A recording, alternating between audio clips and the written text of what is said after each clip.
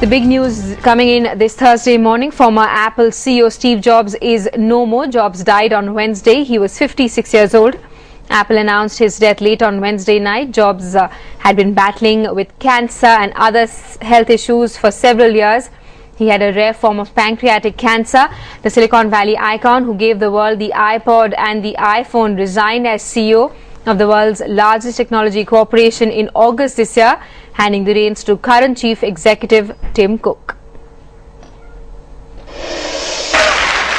Today, Apple is going to reinvent the phone. Steve Jobs was a modern-day Thomas Edison. You can do multi-finger gestures on it. Stephen Paul Jobs was born in San Francisco. He developed an early interest in computers, going to after-school lectures at Hewlett-Packard.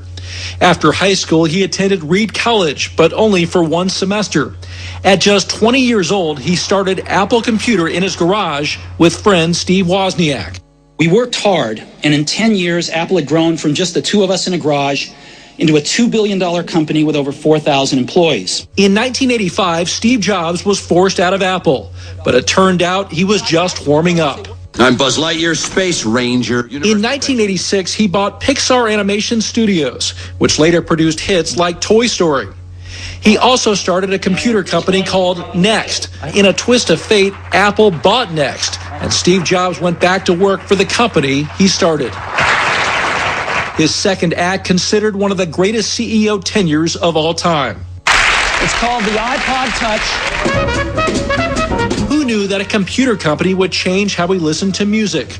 Steve Jobs introduced the iconic iPod. Just slide it across, boom. The iPhone, and later what some believe would be his grandest achievement, the iPad. Steve Jobs' legacy can be found in his devices, long on aesthetics and attention to detail.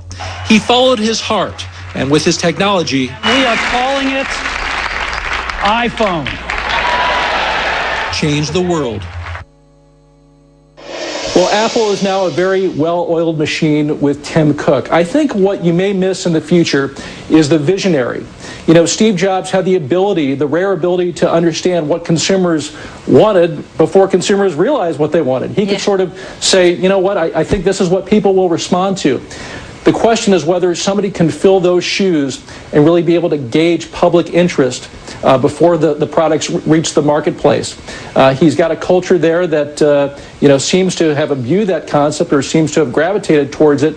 But I think we'll have a better sense in a couple of years. They obviously have a lot of products in the pipeline that they've been working on for some time. The question is what happens a few years from now? What's going to be the next iPhone? Who's going to be able to discover that? And that's something we really don't know.